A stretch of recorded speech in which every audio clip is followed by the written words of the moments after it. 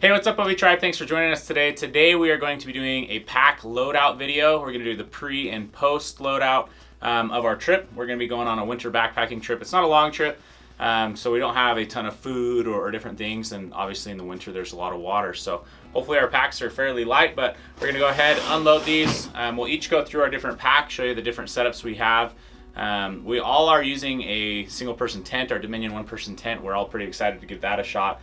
But we're all using different sleeping bags, and then we'll just walk through our gear. So I'll go ahead and go first, and I'll just lay it all out on the table and go through piece by piece. All right, so this is my gear for the trip. Obviously, I'm gonna have what I am wearing on right here. I've got some long johns, I've got some long some undergarments underneath as well, and then some insulated boots. But going back to my pack here, so I'm using the Dominion. Not the Dominion, I've got Dominion on my mind. Dominion one person tent, but then I've also got my Rhyolite pack right here. It's a 60 liter. That's my one person tent. So I'm gonna be using the whole kit. I'm not gonna be doing the fast and light, just because I want two barriers underneath me. And I find that when it's rain, like 3 seasons, the rain falls straight down, it's heavier, but when it's snow, it can blow sideways and get underneath there. So I will have the entire tent body in this. I've got our rectangular insulated pad. And then right here, this is what I'm gonna be kind of playing around with this particular trip. This is a 0 degree LoftTek hybrid Atlas sleeping bag. So it has the LoftTek insulation in there mixed with just a little bit of down. So we'll get to use that. What I like about this, especially in winter camping, is if I climb in there with wet gear, I know that in the morning it's gonna be dry and I don't have to worry about it ruining my loft. So I've got our camp pillow. I don't usually put that in a stuff sack. And then let's move over here to my clothing. So the only thing that I bring a change of is socks and underwear. So these are merino wool underwear and socks, actually. For jackets, I've got my LoftTek jacket all stuffed in, and then a soft shell. This is just a soft shell jacket. For the snow, I use soft shell even though we know it's going to be snowing out there. I'm not too worried about it just because snow falls off the jacket's a lot easier. So I've got a soft shell jacket. I've got my LoftTek to actually be my insulator, and then I have some insulative pants. These are kind of zip off ones that I can put underneath my pants to add more warmth. I've got glove liners as well as some mittens that I'll be taking, and as well as a balaclava. So I like to sleep in this. This is a fleece one. This one was pretty cheap. I just got it locally and it's worked well. I can breathe through this at night, but I wear that every night when I sleep. Obviously I've got my rain fly just because there is going to be snow out there. It's going to be coming down. And then moving over here to some other items, we've got trekking poles. I put the snow caps on those to give a little bit of help out there in traction. I've got a temperature thing so that we can know how cold it gets down to, and then earbuds. I like those for night, or if I'm hiking, sometimes I'll pop them in. It's just something I enjoy.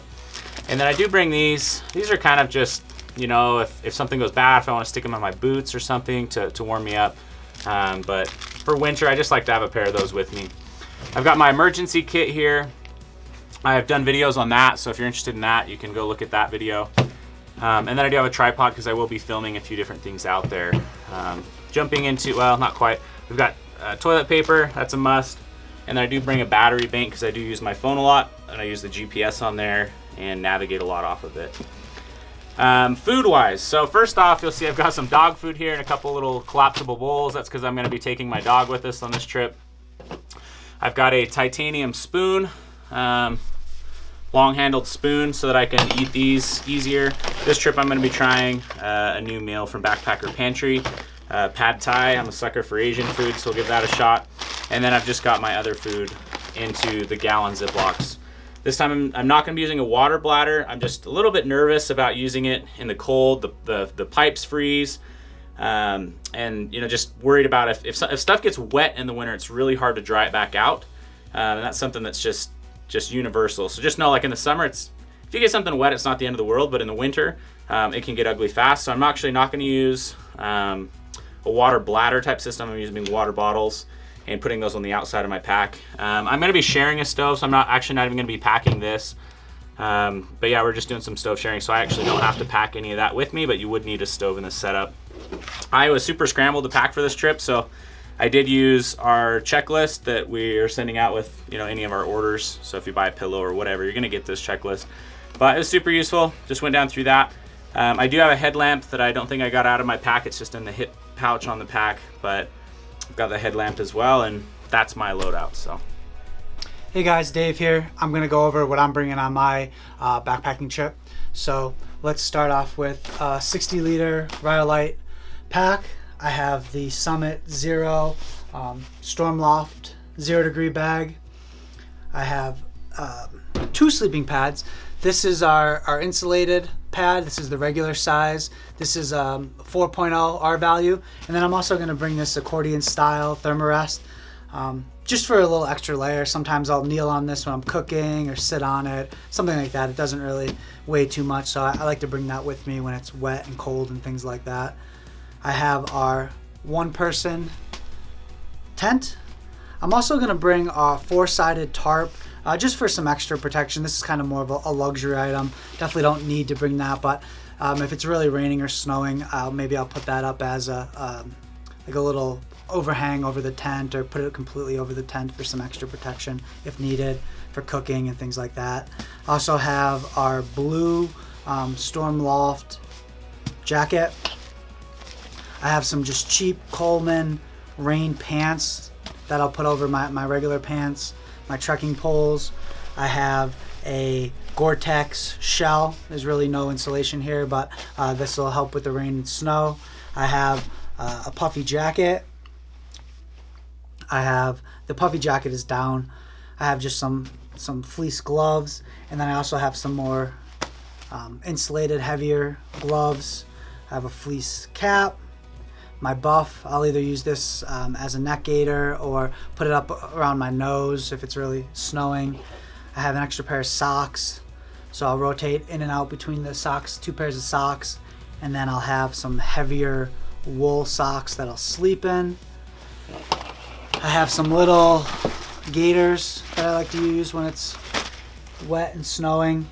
I have some wool long underwear that I'll probably use for sleeping as well.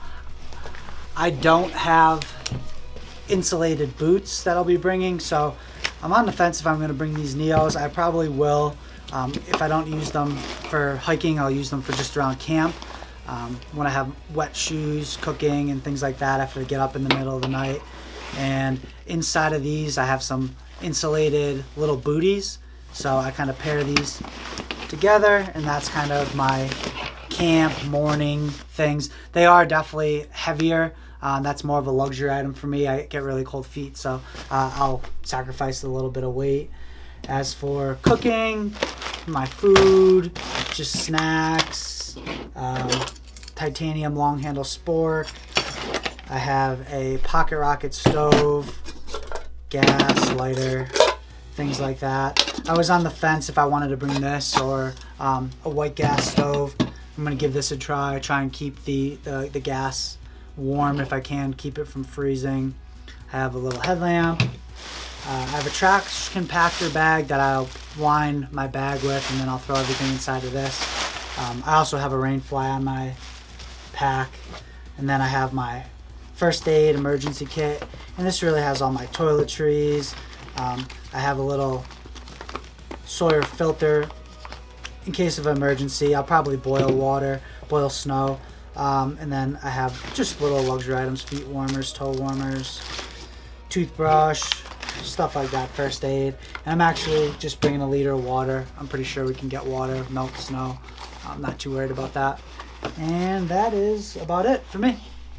Hi, this is Darren here. I'm just going to go over what I have in my pack. Starting over here. I'm going to be sleeping with the Storm Loft 0 degree top quilt. I'm going to be using that with our insulated R value 4 sleeping pad, just a rectangular one.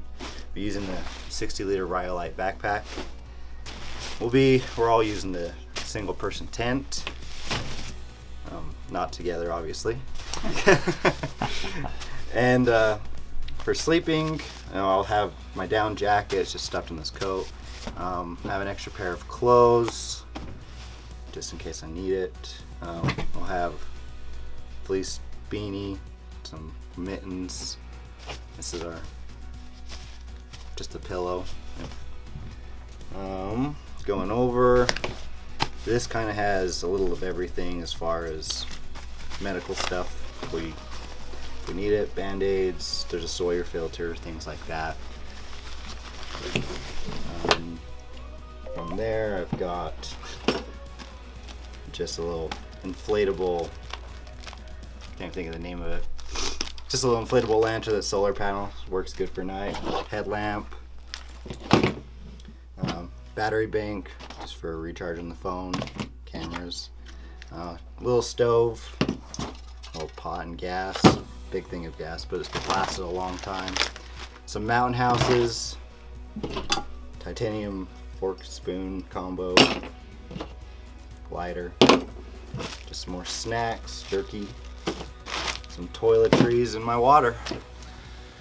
All right, so hopefully you enjoyed seeing what we're all packing and the differences in our pack. We're gonna go ahead and go hit the trail. Once we're finished, we'll come back in here, we'll report on what we liked and disliked and give you a little bit more feedback on that. So we'll see you on the second part of this video. All right, so we're back in the studio after going up and spending a night in the snow. It was definitely cold. The temperatures dropped below what we expected. Basically down to about 15 degrees Fahrenheit. So plenty cold for four-season camping. We had wind, we had all sorts of things, but we also had a good time. So I think that was good. It was a good adventure. It was the wind. I feel like definitely played a different element in it. So, but it was fun. It's part of the adventure. Yeah, I mean, essentially where we ended up putting our tents was behind a snow wall where the wind had just blown up a big old, I don't know what you call it, snowdrift, and we just kind of dug it out and camped right there. But we didn't take much video on the trip. We were just kind of enjoying it, and it was so cold that none of us really wanted to get our hands out and take pictures or do any of that. It's definitely harder to film or do anything when you're doing that. So we will put some pictures on the screen as far as what we were dealing with. But we just kind of wanted to talk through our systems, what we liked, what we didn't like, and things that we maybe wish that we had. So I guess I'll go ahead and start. We were all using the one-person tents, and we actually did it in kind of a little horseshoe. And the tents are tapered just a little bit, so they're 32 inches at one end, 28 inches at the other end.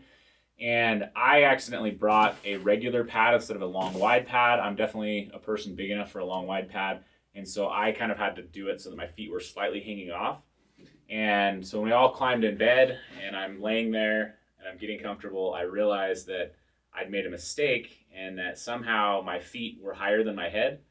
But because of the setup that I had done and my pad was in there a certain way and I had all my gear stacked in there, I didn't want to flip around my bag. Even though I could have, like that small taper wouldn't stop you from turning around, but I just didn't want to. And that ended up costing me just because my feet weren't getting very good circulation throughout the night and they kind of stayed colder. So I kind of have to pull them up and warm them up throughout the night. But that was mainly due to my feet being higher than my head. I was using the Atlas Zero. The bag in general I really liked. I particularly liked the shoulder baffle on it. I know neither of you guys used that on this trip, but I find it just super comfortable. I don't have to cinch anything up around my shoulders or my face. I just kind of tuck it up like a blanket, and it worked really, really well. Let's talk about condensation, though, for a minute.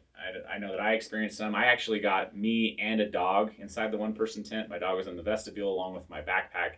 So I had two people breathing in that tent. But did you guys have condensation going on in your tent? I did for a little bit, but the reason was that when the snow started, well, I actually piled some snow up around the base of my tent to try to... May have been my idea, and I apologize for that. Yes, I actually made like some little blocks almost and kind of put them around my tent to prevent the wind and stuff from blowing in there.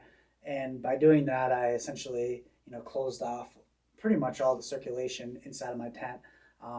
And that did cause a little bit of condensation, but that kind of was my own fault. So lesson learned. Yeah, my condensation came from not the tent, because I had both vents open, but using a top quilt. And so if you remember from the earlier section, I was the only one that used a top quilt and just a pad. And I forgot a balaclava. So my face that was the only thing really cold on me at night. And those last couple hours of the night, I just decided to tuck it under my underquilt. And I got some condensation that way. So, breathing in the bag. Yeah, just to warm up my face. And bad decision, but it was worth it for the last few hours. So, see, and for me, I did both things wrong, which I should know better by now. But I actually put the vents down on my tent because I felt like the wind was blowing hard enough that I didn't want it blowing in there. Honestly, I put the vents down because I thought it'd be warmer. I was more focused on just being warm. And then I did put snow basically around the skirt of my tent, which also kept any wind or anything out, but it also closed down my circulation as far as condensation goes.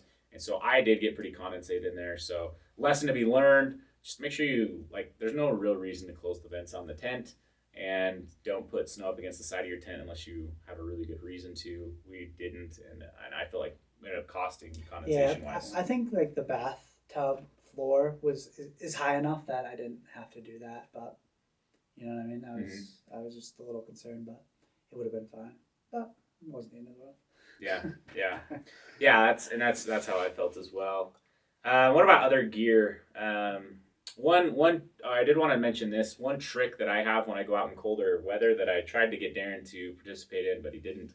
Is we were pushing the limits on our pads, particularly the long wide pad. We find that it runs like just a hair colder than the regular pad. There's just more air in there. So what I do when I know that I'm getting into the teens is I'll take my jacket off that I'm not wearing in my bag or any clothing that I have, and I put it underneath my pad, and that creates another barrier for warmth, essentially just insulating yourself from the ground. And so that helps the pad stay really warm. So my pad was super warm during the night, but Darren on his top quilt on a long wide pad, which I should have just traded you pads. We should have just traded. It would have given us both better night's sleep. But Darren did not take my advice. He was already in his bag or something. Didn't want to get cold, and I was snug. And I felt like you said that you had a little bit of cold from the other side. I mean, the most noticeable thing was my face, just because of the balaclava. But in the middle of the night, I did feel a little draft on my back. You know, we're laying right on the snow in 15-degree weather, so we were pushing the limits of it. But yeah, with that regular pad, it would have warmed it up. So Yeah. It would have just been my face, but I did have a little bit of a cold spot on my back. Yeah, and again, if you are pushing the limits in a pad like this, there's two things you can do. One is definitely to use the layers of clothing that you have to put underneath it. And the other is, if you're really pushing the limits, maybe you're getting down into like 10-degree weather or 0-degree weather, buy a closed cell foam pad, bring that with you, and put the closed cell foam underneath you so that it creates a barrier from the snow to the pad.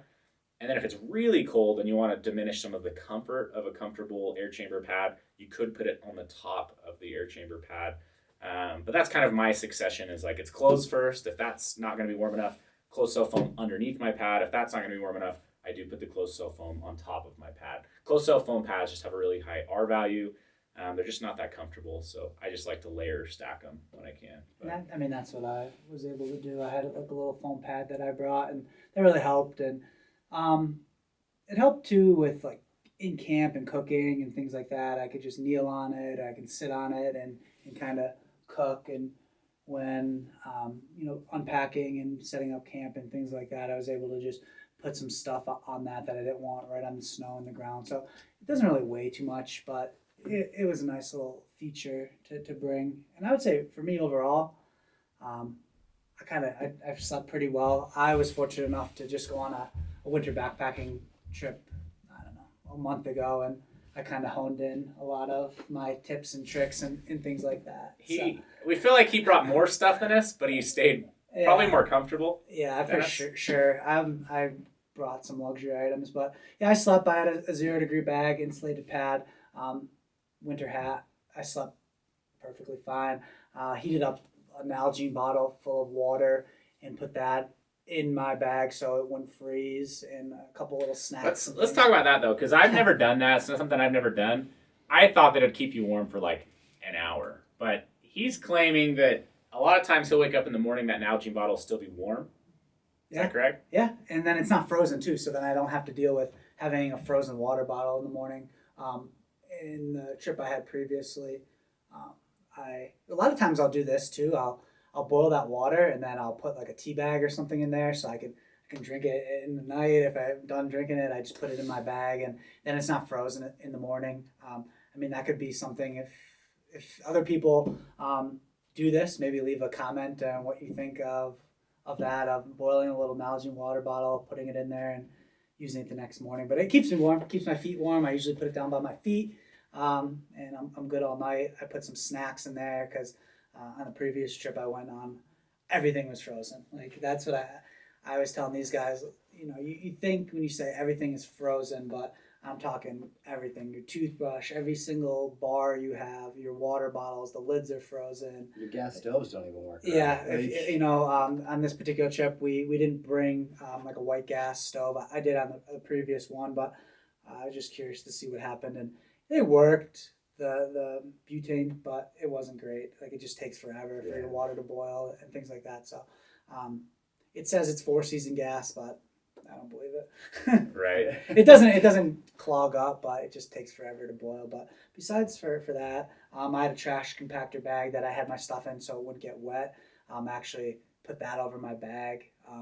That helped with the condensation. I just had it, so I was like, might as well do something with it. So I just kind of put that on my feet for a little extra warmth, kind of like a little sauna suit, I guess. So I've got to ask you. You had all the luxury items. You even had potentially 3 pairs of footwear. Oh yeah. But you probably had the least comfortable feet. So Yeah. talk to me a little bit. I've had just talked about experience. this and I forgot. No, I had this experience. I actually got frostbite, and in the cold weather, I actually was wondering if the frostbite that I'd gotten previously, if I still have varying degrees of it, that I just don't notice. Like I think I may still have not full function in some of my feet, is because I made kind of the mistake. Not mistake, but Dave did what I did. So essentially tell them what you did and how that worked out. So I don't have insulated boots. I didn't bring insulated boots with me. So what I did is I used Neos. They're called New England overshoes, and they're supposed to slip over a boot or a shoe or something like that, and it prevents them from getting wet and things like that. It doesn't really insulate your shoes, but it just prevents them from getting wet. But I brought us a little bit smaller size, and I wanted to use them as an actual shoe, like a camp shoe. So what I do is I have little down booties with a little bit of sole on them, and I'll slide those into the Neos and then use them as like a secondary shoe or a camp shoe, or if I have to go to the bathroom or anything like that. But when I woke up in the morning, my original boots were just so wet and cold that I just Frozen. They're frozen. And another idea what I wound up doing in the morning that helped was the same Nalgene bottle. I boiled some more water and put the Nalgene bottle with the boiling water inside of my frozen boots, and that does help. I don't have 2, but if you were to have 2 bottles, that would be another good idea to maybe do that at night. Put the boiling water inside of your boots to make them nice and warm in the morning. But I didn't do that, so I didn't have to, but I chose to hike out with the down booties and the Neos, and my feet were super warm. They definitely weren't the most comfortable, but it did the trick. But I would recommend insulated boots for a trip like this. I just didn't have them, so I improvised, and they're heavy. The Neos are heavy, but to me, it's a luxury item to just have nice warm boots around feet around camp. And yeah, and I think the lesson here is definitely twofold. I mean, you do need winter boots of some sort, especially if you're going out for multiple days. If you're going out for one day, you can sometimes force it, but it's just not worth that risk. You're really putting it at risk. I have made that mistake before, thinking I'll just change my socks and I'll be fine. But when you're in cold temperatures, nothing dries out. It just doesn't. Like in the summer, you really take advantage of that. Like, oh, I fell in the creek, no big deal. I put it on my tent and it dries out in an hour and I'm good to go again. In the winter, it's like, I swear it's impossible almost to get stuff to dry out. So your boots are never going to dry out, especially while you're still out there. If you put on a new pair of socks and put your boots back on, your socks are going to get wet. It's not like your boots are going to dry. So just make sure that's definitely a safety item to know. One thing that just popped in my head as I was saying that too is I actually hiked in. If you remember, I had that Outdoor Vitals t-shirt on. It's a cotton t-shirt. And when I got to camp, I had been sweating because we hiked like 2.5 hours up to this peak. straight uphill. Straight uphill the whole way. Through the snow. And I'd sweat essentially on that shirt, and I was kind of cold. I was sitting in my tent. I'm like, I'm cold. I shouldn't be this cold. And it just dawned on me, oh, I still have that cotton t-shirt on. So I grabbed the cotton t-shirt, I took it off, and almost immediately when I got my jacket back on, my temperature started to raise. So anytime you're using cotton, if it gets wet, it's cold. I mean, the saying "cotton kills," it's real. It's hard to understand until you've kind of experienced that. I've experienced it multiple times, but I just kind of forgot I even had that shirt on. But make sure you avoid cotton in any kind of a winter situation, especially. But yeah, you yelled that over to me through the tents, and I was like, okay, I'll try it. Thought you were crazy. You literally were like, "What? Take a layer off?" And then I warmed up, so I'm a believer now. Yeah. Yeah, I would say like for me, I've upgraded to pretty much all merino wool base layers, and it's well worth it if you can spend the money. It's both warm, but for me too, I use base layers like underwear, socks, thermals, all merino wool because I sweat. Just being over 200 pounds, I don't know if that's a part of it or if I just always sweat a lot. So hiking in, I know I sweat more than these guys. And so if I'm going to be in there for a while, it keeps me a lot fresher just because merino wool has way better odor properties. Essentially, bacteria can't grow on the merino wool, and that keeps you smelling a lot fresher over the course of multiple days, particularly. So it's a great thing to have. Leave your cotton at home. Polyester's still going to be good. I mean, anything but cotton is going to be better. Yeah. But merino wool I particularly like for my base layers. And outside of that, I'll branch into other synthetic options. I think that pretty much wraps it up. I think we all had things we definitely liked about our setups. There's some things we would have changed. Mine were particularly just rotating around in my bag would have helped me. Having the correct size of pad instead of the wrong size of pad, which hopefully you guys never experience. But here things can get jumbled up sometimes with just the amount of gear that's going in and out of our place. In the use section for employees, that's one benefit that some of the employees get to have is just free access to gear. But anything else you need to comment on as far as winter backpacking? Not sure. I would just say this. We had 3 different setups. If I could do it over again, I surprisingly would hedge towards the LoftTek bag, which surprised me because I'm usually a down guy for my sleep system. But because of the condensation issue that I experienced, because I completely sealed myself inside this box, which again was not a smart idea, the tent breathes great, just not in that situation. But because I had so much condensation in there, I was very happy to have a LoftTek sleeping bag, like about 80% LoftTek, 20% down, because I did get quite a bit of moisture on my bag and I still felt super safe about it. So typically when I'm going out in a winter situation, I might be going out for like 5 days in a row. And if I had experienced condensation like that on day 1, I would have been very, very happy that I had the LoftTek bag versus a down bag, because by day 5, I'm sure I would have started to experience diminishing loftiness in a down bag, and it would have added up. That's what I LoftTek in the winter is actually a pretty cool situation for it. I mean, some of you guys are in really wet and rainy situations all the time, and the LoftTek might be appealing.